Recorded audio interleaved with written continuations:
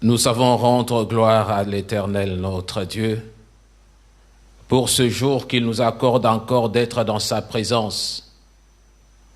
Nous sommes plus que reconnaissants de son amour, combien grandiose, combien son amour est si parfait, combien le Seigneur a accepté de nous faire du bien durant l'année qui s'est écoulée, et comment le Seigneur a voulu aussi nous approcher de son trône. À chaque instant, à chaque moment que nous nous approchons dans sa présence, nous approchons de lui, il y a toujours quelque chose de nouvel qui vient. La chose nouvelle qui vient, c'est la disponibilité bienveillante. Et cette disponibilité, c'est que tu te regardes toi-même, tu te dis, quel que soit le nombre de personnes, quelle que soit la disponibilité des autres, mais je regarde ma propre disponibilité. C'est quelque chose qui se renouvelle de temps en temps, c'est quelque chose qui se manifeste du jour au jour. Lorsque tu te présentes au devant de ton Dieu, tu dois sentir la soif, tu dois sentir la joie, tu dois te sentir vraiment beaucoup plus dans une ambiance bien disposée de te dire, maintenant je viens dans la présence du Seigneur, maintenant je viens dans la présence des dieux, maintenant je viens tourner le regard au devant des dieux, car j'ai besoin qu'il me parle et j'ai besoin de lui parler. J'ai besoin qu'il m'écoute et j'ai besoin que moi aussi je puisse lui dire les choses les plus importantes de ma vie, que je puisse l'adorer, que je puisse lui rendre les actions de grâce. Et c'est ce que le Seigneur attend toujours de nous. Et lorsque nous lui parlons, comme nous avons toujours dit, la prière n'est pas un monologue. La prière, c'est une communication, c'est-à-dire il y a l'aller et le retour. Et lorsque nous avons parlé au Seigneur, tel que nous venons de lui parler, tel que nous venons de lui adresser les adorations, les acclamations, l'élévation, reconnaissons ce qu'il est pour nous, veillons sur ce qu'il est en train d'accomplir dans notre vie, et le Seigneur lui aussi a un temps qu'il nous parle. Il nous parle de quelle manière ? Il nous parle par sa parole. Il nous parle par des songes. Il nous parle par des rêves. Il nous parle de différentes manières qu'il peut nous communiquer sa pensée. Il nous parle par la méditation, par la lecture de la Bible. Mais le plus important, c'est de savoir discerner le langage du Seigneur. Le Seigneur ne parle pas par hasard. Quand il parle, c'est-à-dire qu'il y a un problème. Quand il veut s'élever pour intervenir, c'est parce qu'il voit qu'il y a un danger. Lorsqu'il vient pour te bénir, c'est parce qu'il voit qu'il y a un besoin. Ainsi, quand je viens au-devant du Seigneur, je ne peux pas venir à moitié, non. Je dois venir en totalité. Je dois me disposer de mon temps, disposer de mes capacités spirituelles, disposer de mes facultés spirituelles, et non venir comme un intellectuel. Et non venir comme quelqu'un qui vient dans une salle de théâtre. Mais non, je viens au-devant de celui qui m'a donné la foi. Je viens au-devant de celui qui me donne la force de marcher, de pouvoir contempler sa grandeur et sa bonté. C'est cela qui fait la joie d'être un enfant de Dieu. La folie de la foi. La folie de la foi nous amène à pouvoir croire, même là où les gens sont en train de tergiverser, les gens sont en train de tituber, les gens sont en train de se poser des questions, mais parce que je suis un enfant de Dieu, j'ai cette assurance dans mon cœur. Je sais que l'Éternel me parle, je sais que je suis avec le Seigneur. Ne cherche pas d'une manière spectaculaire que le Seigneur doit te parler. Ne cherche pas que le Seigneur te parle dans une forte tempête. Ne cherche pas que le Seigneur te parle dans l'ouragan. Non, le Seigneur te parle. À l'oreille, il te souffle quelque chose. Là où tu es, le Seigneur te parle. Dans ton sommeil, aujourd'hui, le Seigneur t'a parlé. Et lorsqu'il t'a parlé, il a voulu que, après t'avoir parlé, que tu puisses te réveiller. Te réveiller pourquoi? Pour accomplir une mission, pour faire ce qu'il attend de toi. Faire ce qu'il attend de toi. Ta part de responsabilité spirituelle dans la vie chrétienne. C'est pour dire que tu as une part de responsabilité. Lorsque le Seigneur t'a donné le message, toi tu as la responsabilité de mettre ce message en exécution. Lorsque le Seigneur te parle au travers de la méditation, toi, tu as la part de responsabilité spirituelle. Parce que s'il t'a parlé d'une manière spirituelle, que les hommes ne peuvent pas entendre audiblement, mais il parle d'une manière interne, là où ton esprit est éveillé, là où ton esprit est en train de te dire ce que le Seigneur attend de toi, c'est pour dire que le Seigneur aussi attend, il voit que tu as une responsabilité, ta responsabilité spirituelle. Mon bien-aimé, je prie ce premier dimanche de l'année 2021. Je prie que tu puisses avoir une disponibilité bienveillante. Je prie que le Seigneur puisse te tendre la main et que toi, tu puisses aussi écouter l'appel du Seigneur. Que tu entendes ce que le Seigneur te parle du jour au jour. Dans ta méditation, dans toute forme de communication que tu peux avoir avec le Seigneur. Je prie que ton cœur soit disposé et que tu comprennes que tu as une part de responsabilité spirituelle. Avant que les choses physiques ne soient, il y a d'abord une formation qui est spirituelle. Avant que la terre n'existe, le Seigneur, dans le monde de l'esprit, a commencé d'abord par former. Il a pensé ce qu'il devait faire. Avant de former l'homme, le Seigneur a encore pratiqué, fait ce qui est une formule mystique du Seigneur. Il est entré dans la dimension spirituelle que personne ne pouvait entrer et il a trouvé qu'il fallait former l'homme. Qui avait donné le dessein de l'homme? Qui avait pensé que l'homme, un homme masculin, doit se différencier de la femme, homme féminin. Je parle de homme en majuscule. C'est-à-dire que dans la pensée du Seigneur, nous avons existé dans la pensée du Seigneur avant que nous soyons matérialisés, avant que nous puissions nous voir physiquement, avant que tu ne puisses recevoir une bénédiction donnée. Dans la pensée du Seigneur, la bénédiction existait déjà. Il est question maintenant de la responsabilité. Lorsque le Seigneur a formulé le tout, il a apprêté le tout. Il regarde maintenant en fonction de ce qui est dans sa pensée. Il regarde comment toi tu vas agir par rapport à ta responsabilité. Vous savez, lorsque le Seigneur est en train de parler à Daniel, il dit, Daniel, depuis le jour que tu as eu à cœur de revenir, de chercher ma face, je t'avais déjà répondu. Dans le spirituel, il avait déjà répondu. Il avait déjà écouté la prière de Daniel avant que Daniel n'ouvre la bouche. Le Seigneur connaît nos besoins.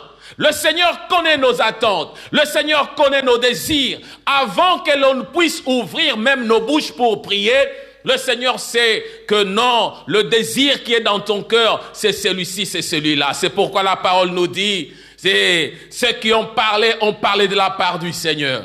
Je ne sais pas ce que je dois parler, mais c'est de la part du Seigneur parce que dans l'esprit, dans le monde mystique du Seigneur, dans le monde surnaturel du Seigneur, il avait déjà préparé les paroles qui sortiront de ma bouche. Et ce sont ces paroles-là qui nous apportent, qu'il veut que nous puissions comprendre notre part de responsabilité. Quelle est ta part de responsabilité dans ta vie chrétienne? Oui, une année qui a commencé. Nous avons dit c'est une année de responsabilité. Nous devons nous situer, que chacun regarde la part, que chacun regarde sa contribution, que chacun regarde sa responsabilité dans ce qu'il peut apporter dans sa vie chrétienne. Ta vie chrétienne est-elle en train de dégrader ou bien elle est en train de croître? Lorsque tu te regardes toi-même, comment tu peux définir ta vie chrétienne? Une vie décroissante ou bien une vie croissante? Et si c'est une vie décroissante, pourquoi elle est en train de décroître? Pourquoi l'année 2020 n'était pas une année disponible, disposée, où tu n'étais pas même disposé? Pourquoi l'année 2020 était une année des échecs?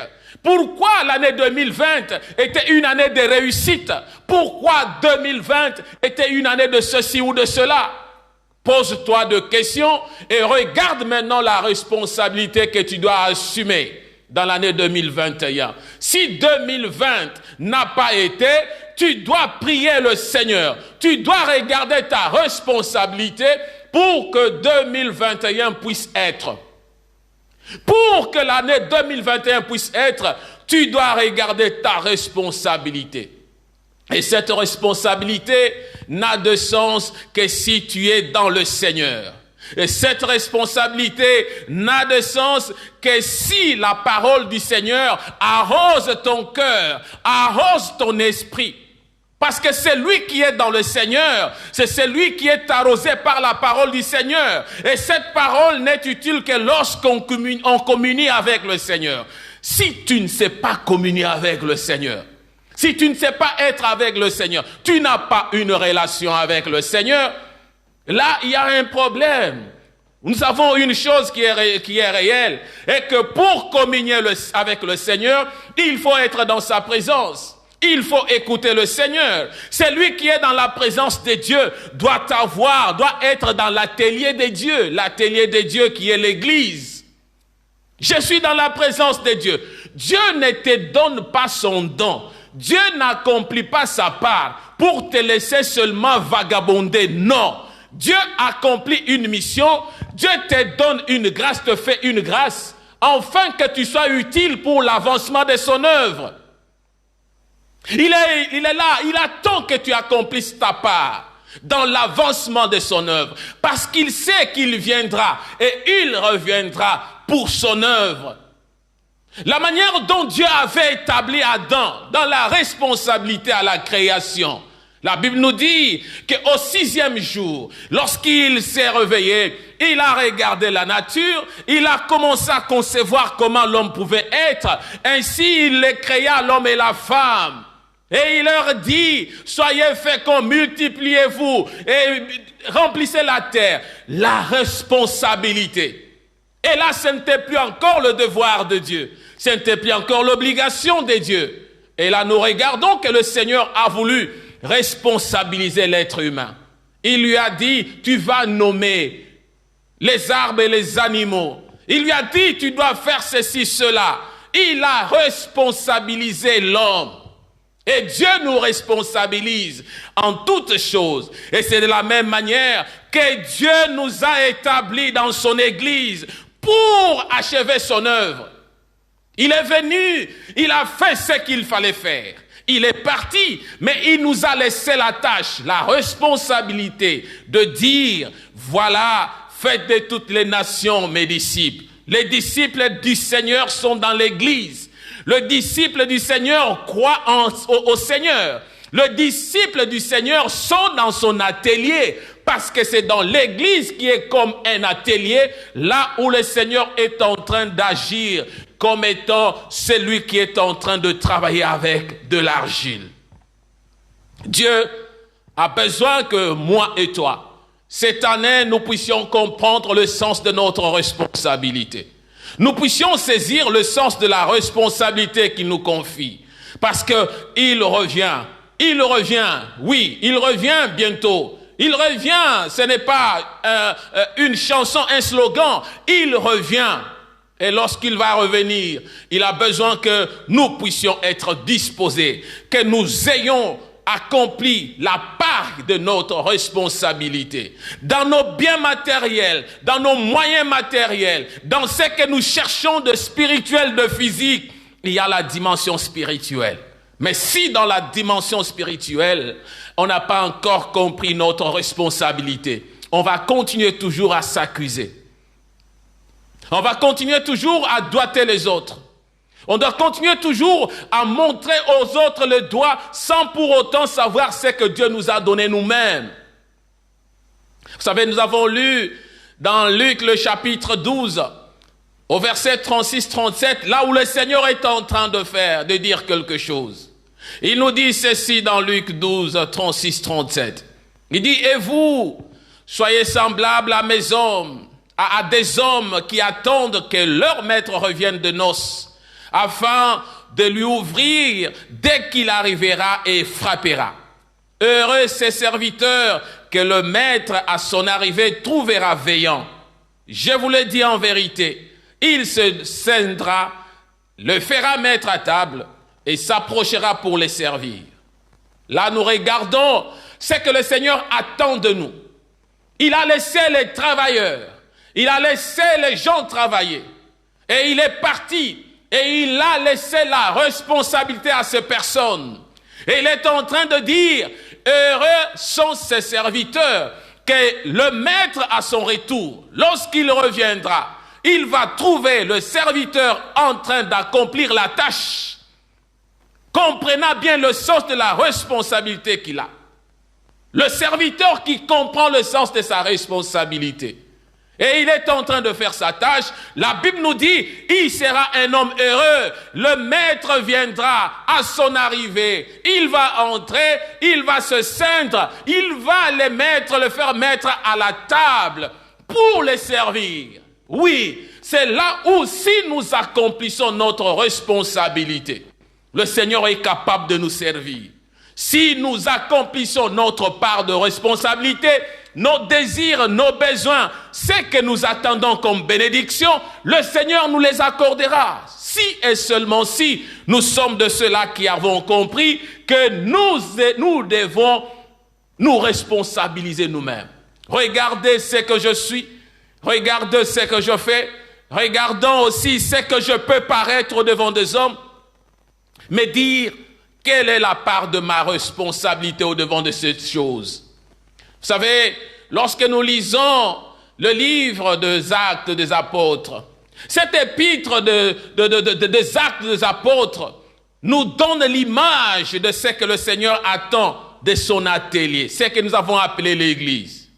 Le Seigneur nous donne l'image, il décrit ce que l'Église doit être. Il décrit l'Église que le Seigneur a demandé à Pierre, lorsqu'il a parlé à Pierre lui disant, et moi je te dis que tu es Pierre, et que sur cette pierre je bâtirai mon église, et que les portes de ces jours de mort ne prévaudront jamais contre cette église. C'est là le problème. L'église que le Seigneur nous a laissée. Parce que pour comprendre le sens de notre responsabilité, nous devons être dans le Seigneur. Nous devons être dans le corps du Christ et nous devons faire partie de membres de l'Église que le Seigneur a décrit lui-même. Il s'est dessiné l'image d'une Église. Et c'est à cette Église qu'il a demandé à Pierre que c'est sur cette pierre que je bâtirai mon Église. La pierre qui est le roc et la pierre qui est la personne. La pierre qui est Pierre, l'homme que le Seigneur a dit, il a besoin de bâtir son église sur le roc. Et que le roc ne pouvait pas être utile si Pierre aussi n'avait pas accompli sa part de responsabilité. Ainsi, le Seigneur devient utile dans nos vies si et seulement si nous savons accomplir notre part de responsabilité. Sinon, ça ne serait que de slogans. Ça tape sur les oreilles et ça passe. Et on ne saura jamais discerner ce que le Seigneur attend de nous, ce que le Seigneur veut de nous et ce que le Seigneur veut que nous puissions accomplir. Si tu ne comprends pas ta responsabilité, un chrétien qui est un chrétien vagabond, un chrétien qui est un chrétien sans stabilité, un chrétien qui est un chrétien sans pour autant avoir de rigidité, le fondement de la parole, la base de la parole dans sa vie, non, c'est un chrétien qui n'a pas encore compris sa responsabilité. Nous avons une responsabilité. Chacun à ce qui lui concerne, nous avons besoin de la responsabilité. Et cette responsabilité doit se manifester au travers de l'Église. Le type de l'Église que le Seigneur a fondé sur sa parole, comme il a parlé à Pierre. C'est ce type des églises-là, de l'église-là, je dirais, qui n'organisait pas de rencontres culturelles ou intellectuelles. Non, on ne vient pas dans l'église dans le cadre culturel. On ne vient pas dans l'église dans le cadre intellectuel. Mais nous venons dans l'église dans le cadre cultuel. C'est-à-dire, nous venons pour rendre le culte au Seigneur. C'est pourquoi, même si tu es à la maison, même si tu es dans la salle de l'église, tu dois comprendre d'abord le sens de l'église. Ce n'est pas un lieu de distraction intellectuelle. Ce n'est pas les lieux de faire voir les capacités de connaissance. Ce n'est pas les lieux de rencontre comme étant le temps de culture, de regarder les différentes cultures. Mais la base et le fondement de l'Église, c'est avant tout le sens cultuel. Rendre le culte à Dieu, savoir adorer le Seigneur, savoir comprendre la parole du Seigneur, être formaté par la parole du Seigneur et comprendre que nous sommes des disciples. Parce que si nous sommes disciples, nous comprendrons bien le sens de notre responsabilité. Ils avaient compris, bien qu'en retard, ils pouvaient tout faire lorsque le Seigneur était là. Mais il y avait certaines choses qu'ils ne pouvaient pas comprendre facilement. Ils étaient là, ils allaient, ils revenaient, les démons sont sortis. Maître, nous sommes dans la joie parce que nous avons fait ceci. Le Seigneur leur regardait. Mais lorsqu'il les avait ouverts l'esprit, c'était après sa résurrection. Et là, ils avaient totalement tout compris.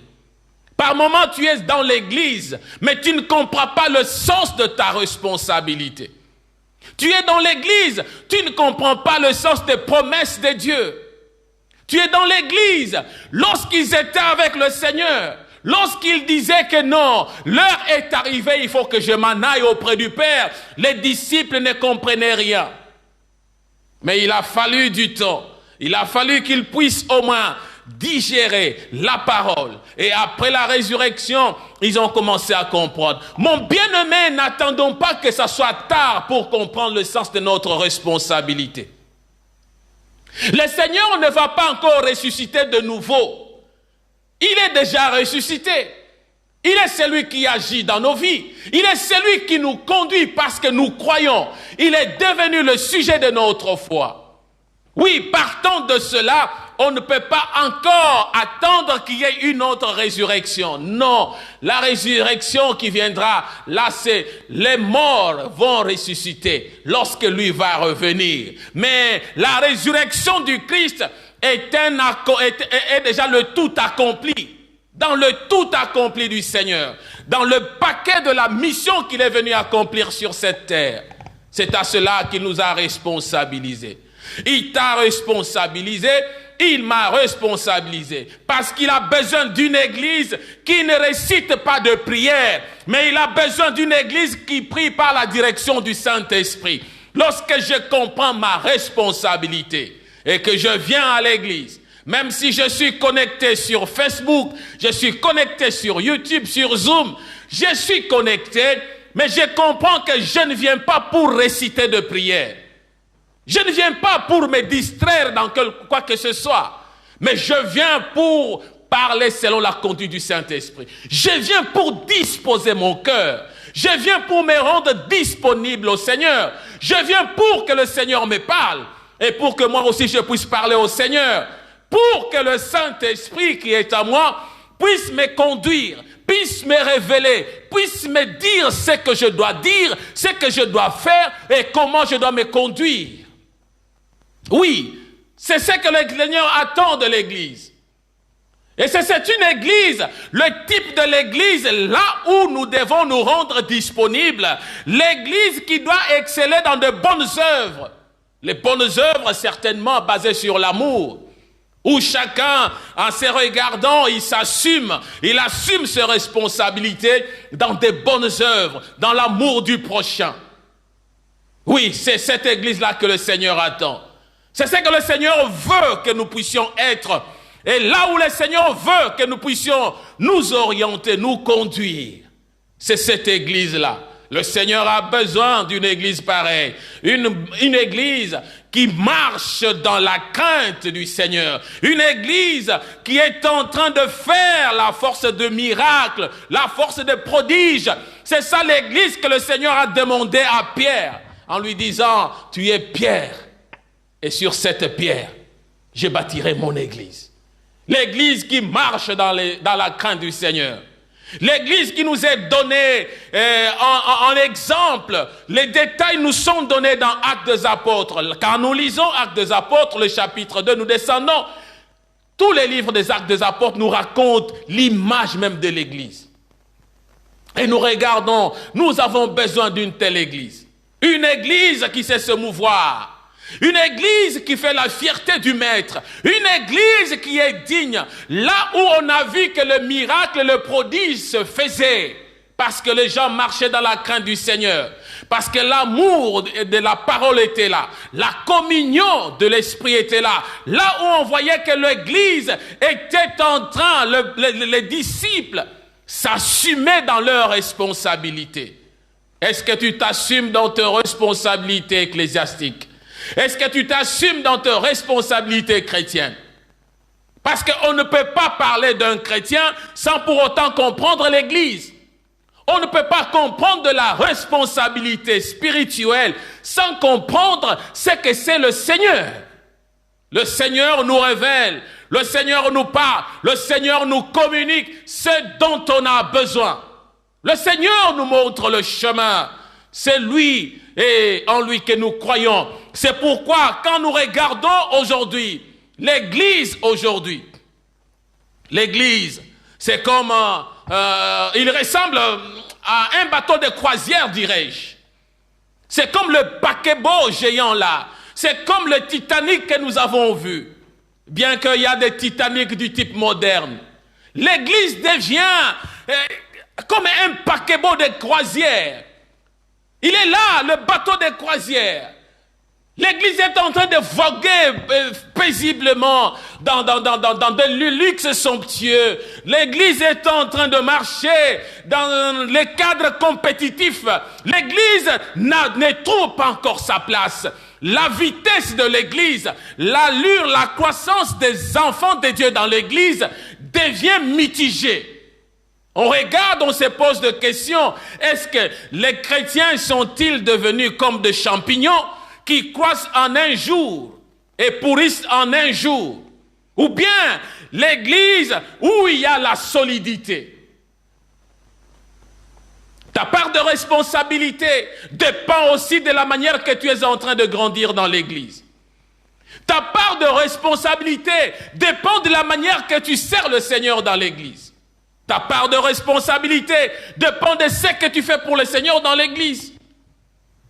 Es-tu un chrétien du type de champignon? Tu es venu aujourd'hui, tu as écouté la parole. Oh, tu es dans la joie parce que tu as vu quelque chose s'accomplir dans ta vie. Tu as vu une bénédiction dans ta vie. Tu as vu un accomplissement d'un miracle dans ta vie.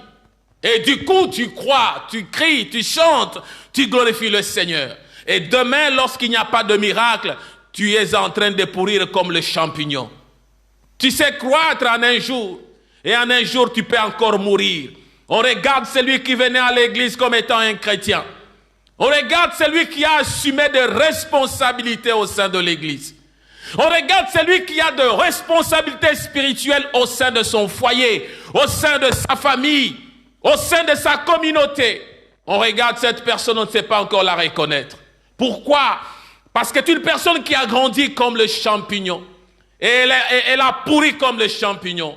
Regardez dehors. Lorsque la période des champignons arrive, vous allez voir, je pense que c'est souvent septembre ou octobre, vous allez voir qu'il y a des champignons qui croissent rapidement en un jour. Ça va sortir, ça va apparaître.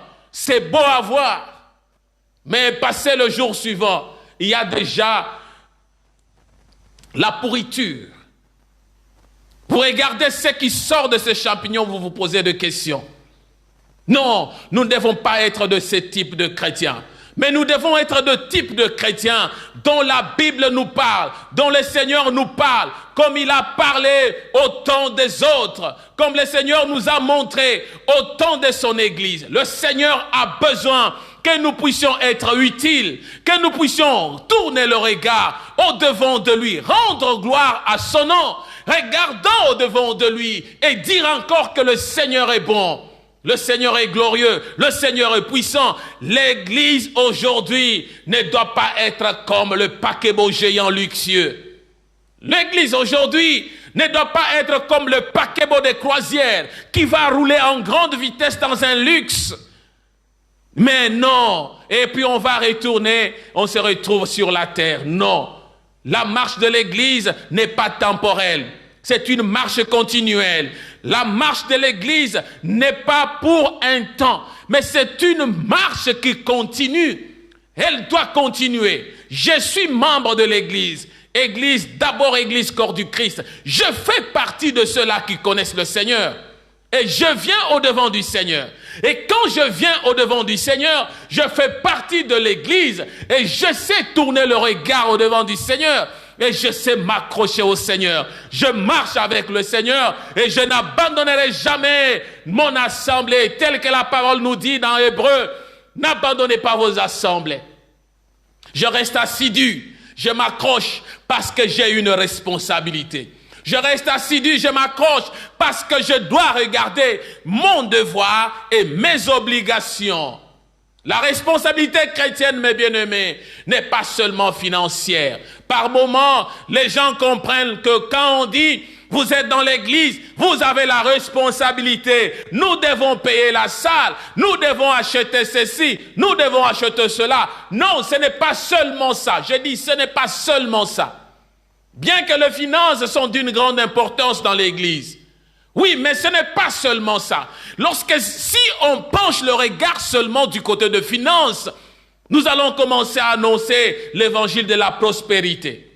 Nous allons nous baser seulement sur l'évangile de la prospérité. Non, ce n'est pas cela. Mais nous devons regarder que la responsabilité spirituelle d'un chrétien, c'est se base dans la totalité des actions qu'il doit poser, dans tout ce qu'il doit faire, dans toutes les dimensions qu'il doit s'assumer. Le chrétien doit se regarder. Ce qu'il fait, ce que tu fais pour le Seigneur, ce que tu fais dans la maison du Seigneur, ce que tu fais pour la gloire du Seigneur, doit te permettre de rendre gloire à ces dieux-là. Dieu a besoin que notre responsabilité puisse être une preuve de notre attachement, puisse être une preuve de notre croissance. Quand nous regardons les contemporains de l'église apostolique, c'est-à-dire l'église de Jérusalem, l'église où on regardait le modèle, on voit que les chrétiens vivaient dans la stupeur, dans la crainte. Ils étaient soucieux, responsables. C'était les chrétiens qui regardaient leur destinée parce qu'ils étaient soucieux de voir la gloire de Dieu. Mais à nos jours, mes bien-aimés, nous retrouvons beaucoup plus de chrétiens sympathisants. Les gens qui viennent à l'église parce que ce sont des sympathisants. Ils ne sont pas de fidèles. Ils ne sont pas de brebis dont le Seigneur a demandé à Simon. Simon, paie mes brebis, paie mes agneaux. On ne retrouve plus encore ce type de agneaux, les types de brebis du Seigneur. Et on regarde maintenant que dans l'église, ceux qui viennent beaucoup plus dans l'église n'ont pas une vie consacrée, n'ont pas une vie de responsabilité, n'ont pas une vie tournant le regard au-devant du Maître, se reconnaissant comme étant des chrétiens fervents, attachés à la foi.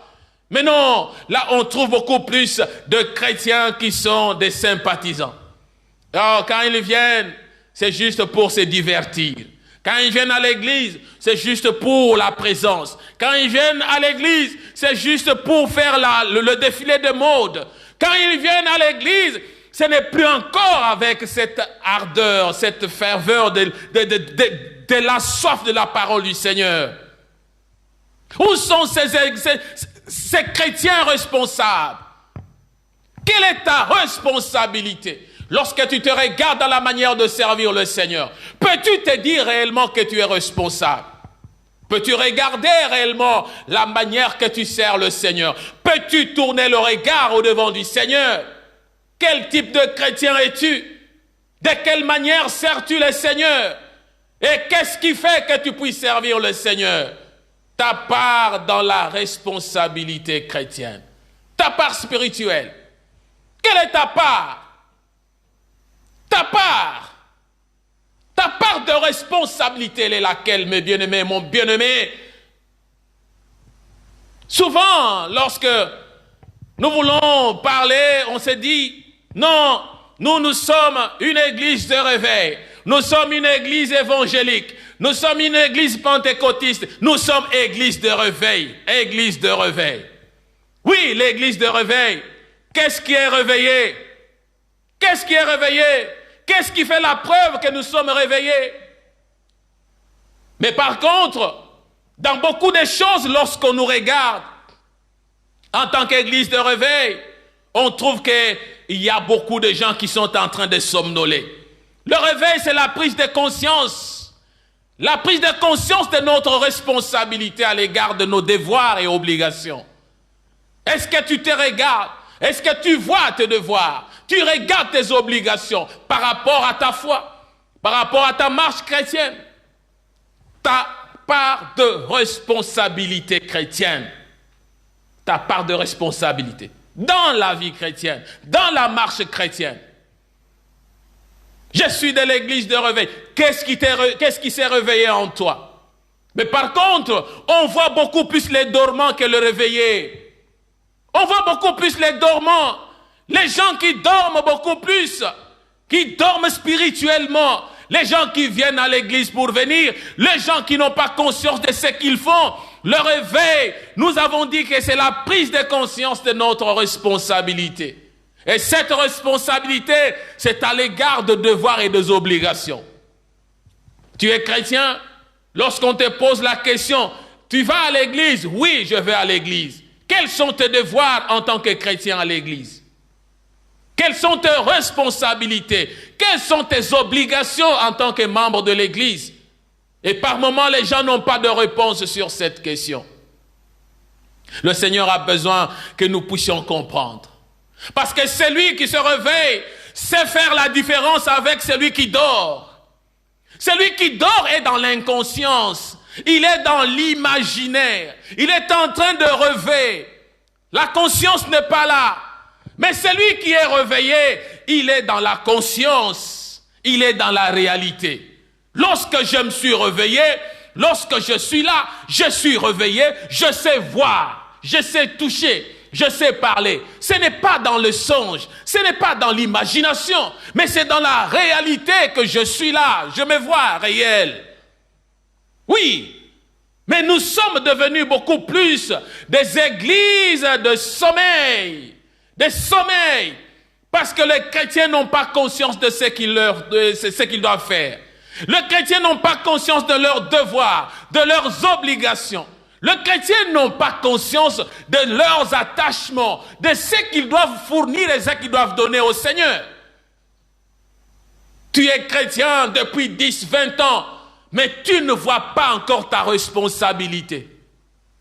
Tu ne vois pas encore la part de ta responsabilité. Tu ne vois pas encore ce que tu peux faire qui peut plaire au Seigneur. Tu ne vois pas encore cela. Parce que nous devons quitter de l'imaginaire. De chantage, ça devient comme un slogan pour dire que non, moi je suis chrétien de l'église de réveil. Qu'est-ce que le réveil? Est-ce que tu as de responsabilité? Tu as le sens de responsabilité. Est-ce que tu comprends ta part de responsabilité? Oui, c'est bien de se dire de l'église de réveil, mais qu'est-ce que tu fais pour cela? Et c'est que le Seigneur attend de toi. Quand est-ce que tu vas l'accomplir? Pourquoi tu ne sais pas l'accomplir? Éphésiens le chapitre 5, verset 14, la Bible nous dit: réveille-toi, toi qui dors, relève-toi d'entre les morts, et Christ t'éclairera. Réveille-toi, toi qui dors. Comment tu dors? Tu dors dans la paresse, tu dors dans la négligence. Il y a des gens qui sont des responsables, mais qui oublient leurs devoirs, qui ne savent pas ce qu'il faut faire. Tu te dis responsable, mais tu n'es pas en mesure de t'assumer. Tu te dis responsable, mais tu ne sais pas ce que tu dois accomplir. Tu te poses des questions sur le comment et le pourquoi des choses. Or, toi, tu es un responsable. Où est le sens de ta responsabilité? Quel est le sens de ta responsabilité? Et comment on peut encore approuver que tu es responsable? Réveille-toi, toi qui dors, et Christ t'éclairera. Notre Seigneur a besoin de nous éclairer. Notre Seigneur a besoin que l'on puisse encore nous approcher de plus en plus, mes bien-aimés. Nous approcher de lui, nous approcher de notre Dieu. Regardons, tournant le regard au-devant de lui, parce que nous savons que c'est de lui que nous dépendons. Si réellement tu dépends du Seigneur, si réellement tu comprends le sens de ta responsabilité, je parle bien de ta responsabilité, la part de ta responsabilité. Et cette responsabilité est spirituelle. Ne regarde pas encore la responsabilité qui est physique, qui est matérielle, mais regarde la responsabilité spirituelle. Qu'est-ce que tu dois faire que tu n'as pas encore fait? Qu'est-ce que tu dois accomplir que tu ne sais pas encore accomplir? Qu'est-ce que le Seigneur attend de toi que tu dois réaliser? Le sens de ta responsabilité, mon bien-aimé. Le Seigneur attend de toi. Attends cela. Oh, par moments, le temps est en train de filer vite que l'on ne pense. Mais aujourd'hui, ce n'est que l'introduction. L'introduction de ce que nous allons développer. Parce que nous allons entrer dans des différentes dimensions de cette approche de la responsabilité. La responsabilité spirituelle. Quelle est ma part de la responsabilité spirituelle? Lisons la parole du Seigneur. Le Seigneur nous parle autant. Il y a beaucoup de gens qui ont compris le sens de la responsabilité et lorsqu'ils ont fait leur devoir de responsabilité, leurs obligations en tant que responsables dans la dimension spirituelle, ils ont vu un grand changement. Lorsque nous comprenons le sens de notre responsabilité, nous verrons Dieu agir dans notre vie. On peut facilement dire, oh, c'est l'année de bénédiction. Oui, on peut dire l'année de bénédiction. Mais d'où viendront les bénédictions si toi-même tu es un chrétien amorphe? D'où viendront les bénédictions si tu es un chrétien qui ne connaît pas ta responsabilité spirituelle? Comment Dieu peut-il bénir un paresseux? Si tu es paresseux, Dieu ne te bénira pas.